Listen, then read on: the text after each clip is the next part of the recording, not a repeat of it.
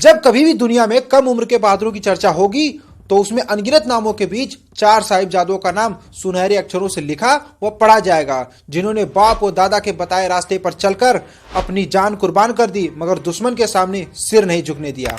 क्या कभी आपने 4 साहिबजादों का नाम सुना है, जिन्होंने अपनी छोटी उम्र में सुरमाओं को लोहे के चने चबाने पर मजबूर कर दिया, जिनकी दिलेरी के किस्से पूरे एशिया में फैले और आज पूरी दुनिया उनका सम्मान करती है, उनकी बहादुरी को नमन करती है।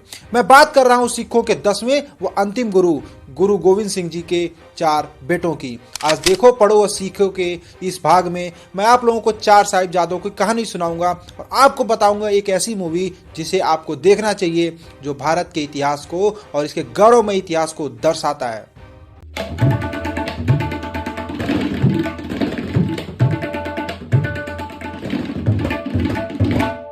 4 साहिबजादों का जन्म 17वीं शताब्दी के अंत में गुरु गोविंद सिंह और माता जीतो से हुआ, जिनके नाम हैं बाबा अजीत सिंह, बाबा जुझार सिंह, बाबा जोरावर सिंह और बाबा फतेह सिंह। छोटी उम्र से ही वे सिख धर्म की शिक्षाओं में डूबे हुए थे और साहस व करुणा की मूर्ति थे। आनंदपुर में पले बड़े 4 साहिबजादे अपने पिता, माता व दादी की छत्र छाया में मानवता, समानता, ईश्वर में विश्वास करते थे और उत्पीड़ितों की रक्षा करने के कर्तव्यों में विश्वास करते थे। 4 साहिबजादों का समय उथल पुथल से भरा था। मुगल बादशाह औरंगजेब के नेतृत्व में मुगल साम्राज्य ने सिख धर्म को दबाने की कोशिश की, जिससे सिखों और मुगल सेनाओं के बीच लगातार लड़ाई होती रही। युवा साहिबजादों ने अपने पिता गुरु गोविंद सिंह को सिख धर्म का पालन और कमजोरों की रक्षा करते हुए देखा। वहीं से उनके अंदर भी साहस पैदा हुआ। उसी साहस को दुनिया ने देखा चमकौर की लड़ाई में और सरहिंद के ठंडे बुर्ज में। बात है सन 1704 की, जब मुगल सेना ने अनंतपुर साहिब की लंबी घेराबंदी की और आने जाने के सारे रास्ते बंद कर दिए और 7 महीने तक छिटपुट युद्ध होता रहा। उस समय चारों साहिबजादे बहुत छोटे थे। फिर कुछ समय बाद खाने पीने का सामान खत्म होता गया तो संकट बढ़ता देख सिखों ने आनंदपुर छोड़ने का फैसला किया। मुगल शासकों ने कुरान की कसम खाकर और हिंदू राजाओं ने गौ माता की कसम खाकर गुरु जी से कहा कि किला खाली कर दीजिए, हम आप पर आक्रमण नहीं करेंगे। तो उसके बाद 20 दिसंबर 1704 को रात में किला खाली किया गया। आखिरकार सिरसा नदी पार करते समय मुगलों व हिंदू राजाओं ने अपनी सारी कस्में तोड़कर सिखों पर हमला कर दिया। ज्यादातर सिखों ने नदी पार कर ली, परंतु इस दौरान गुरु गोविंद सिंह का परिवार बिछड़ गया। गुरु जी ने अपने 2 बड़े बेटों को और 37 सिखों के साथ चमकौर की लड़ाई में मोर्चा संभाला। यह जंग अपने आप में खास है, क्योंकि 40 सिखों से मुकाबला करने के लिए 80,000 मुगल सैनिक आए थे। जब सिखों का गोला बारूद खत्म हो गया तो गुरु गोविंद सिंह जी ने 5-5 सिखों का जत्था बनाकर उन्हें जंग में भेजा। गुरु गोविंद ने अपने दोनों बेटों को भी युद्ध में भेजा और अपनी तलवार दी। परिणाम स्वरूप दोनों ने अतुलनीय वीरता का प्रदर्शन करते हुए वीर गति को प्राप्त हो गए। दूसरी तरफ सिरसा नदी पार करते समय गुरु जी की माता गुजरी जी और छोटे साहिबजादे बिछड़ गए। गुरु जी का रसोइया गंगू ब्राह्मण उन्हें अपने घर ले गया। आखिरकार कुछ पैसों की लालच में उसने सरहिंद के नवाब को माता जी और बच्चों के बारे में बता दिया। नवाब ने उन्हें ठंडे बुर्ज में कैद कर दिया और 2-3 दिनों तक बहुत प्रताड़ना दी। छोटे बच्चों को इस्लाम धर्म कबूल करने के लिए कहा, लेकिन बच्चे नहीं माने। बहुत डराने व धमकाने के बाद उन्हें लालच भी दिया, परंतु वे अडिग थे और जवाब दिया, हम अकाल पूरक यानी परमात्मा और अपने गुरु पिताजी के अलावा किसी और के सामने सिर नहीं झुकाते। सरहिंद के नवाब की सारी कोशिशें नाकाम हो गई। वे बच्चों को किसी भी तरह झुका नहीं पाए, किसी तरह का लालच देकर उनको बहला फुसला नहीं पाए। उसके बाद काजी को बुलाया गया। काजी ने बच्चों को दीवार में चुनवा देने का फतवा जारी किया। 27 दिसंबर 1704 में छोटे साहिबजादों को दीवार में चुनवा दिया गया।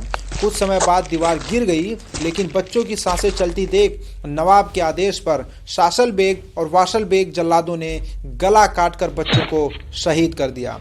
उनकी शहीदी की खबर सुन उनकी दादी भी स्वर्ग सिधार गई। उसके बाद टोडरमल नामक साहूकार ने बच्चों का अंतिम संस्कार किया। वहां के नवाब ने यह शर्त रखी कि यदि अंतिम संस्कार के लिए भूमि का टुकड़ा चाहिए यानी जमीन का टुकड़ा चाहिए तो उतनी जमीन पर सोने के सिक्के बिछाने होंगे, उसके बाद उतनी जमीन मिलेगी और अंतिम संस्कार हो पाएगा। और साहूकार टोडरमल ने उतनी जमीन पर सोने के सिक्के बिछाए और जमीन ली और आखिर में बच्चों का अंतिम संस्कार किया। इसके बाद गुरु गोविंद सिंह जी ने अपने बेटों और बाकी शहीद सिखों के लिए सम्मान में 2 लाइनें कही। सूरा सो पहचानिए जो लड़े दीन के हेत, पुरजा पुरजा कट मरे कबहू न छोड़े खेत। यानी सूरमाओं की पहचान है जो दीन दुखियों के हित के लिए लड़े, जो पुरजा पुरजा कट मरे, उसके आखिरी कतरे तक लड़े, खून के आखिरी कतरे तक लड़े, शरीर के टुकड़े टुकड़े हो जाए, लेकिन अपनी युद्ध भूमि, अपना रण स्थल कभी ना छोड़े, कभी पीठ ना दिखाए, कभी किसी अन्याय के सामने सिर ना झुकाए। वही एक सूरमा कहलाने के योग्य है। यही बात उन्होंने सिखों के सम्मान में कही। और आखिर में आप लोगों को एक बहुत ही बेहतरीन सी बात बताता हूं। अगर आप लोग इस गौरवमय इतिहास को फिल्म के रूप में देखना चाहते हैं तो आप लोग YouTube पर जाएंगे, जहां पर आप लोगों को ये 2 भाषाओं में और 2 पार्ट में मिल जाएगी, हिंदी और पंजाबी में मिलेगी। यहाँ पर इसको बनाने का काम किया है डायरेक्टर हैरी बावेजा और प्रोड्यूसर पम्मी बावेजा ने। इन दोनों ने मिलकर इसे 3D एनिमेशन में बनाया है, जिसमें ओम पुरी ने अपनी बेहतरीन आवाज दी है। बाकी कैरेक्टर्स की आवाज किसने दी है, इस बात को छुपाया गया है, यानी हिडन रखा गया है, ताकि किसी तरीके का बवाल ना हो पाए। और दूसरी बात, जब आप लोग यहाँ पर जाके इसको 2 पार्ट में पाएंगे तो पहले पार्ट में आप देखेंगे कि गुरु गोविंद सिंह जी और उनके 4 साहिबजादों की कहानी, कि कैसे वे आनंदपुर साहिब में रहते हैं और फिर धीरे धीरे कैसे उनको किला छोड़ने पे मजबूर किया जाता है, किला छोड़ते हैं, फिर बिछड़ते हैं, फिर यहाँ चमकौर की लड़ाई और सरहिंद का ठंडा बुर्ज, और फिर उनकी शहीदी। ये सारी चीजें आप पहले पार्ट में देखेंगे। और दूसरे में आप लोग देखेंगे कैसे गुरुजी जब अपने बच्चों को शहीदी की बात सुनते हैं, उसके बाद वो जाते हैं एक सन्यासी के पास, माधव सिंह के पास, और उसको बोलते हैं कि इस तपस्या से, इस सन्यास से कुछ नहीं होगा, तलवार उठाओ और दीन दुखियों की रक्षा करो। तब उसको ट्रेंड करते हैं और वही जाके आगे बंदा सिंह बहादुर के नाम से जाना जाता है, जो गुरु जी के सपनों का पंजाब बसाता है। और सबसे बेहतरीन चीज आप लोग आखिर में देखेंगे दूसरे पार्ट के, कि बंदा सिंह बहादुर को भी किसी तरह मुगल सेना गिरफ्तार कर लेती है और हजारों की सेना को पंजाब से लेकर उसको दिल्ली तक पैदल लाया जाता है बेड़ियों में कसकर।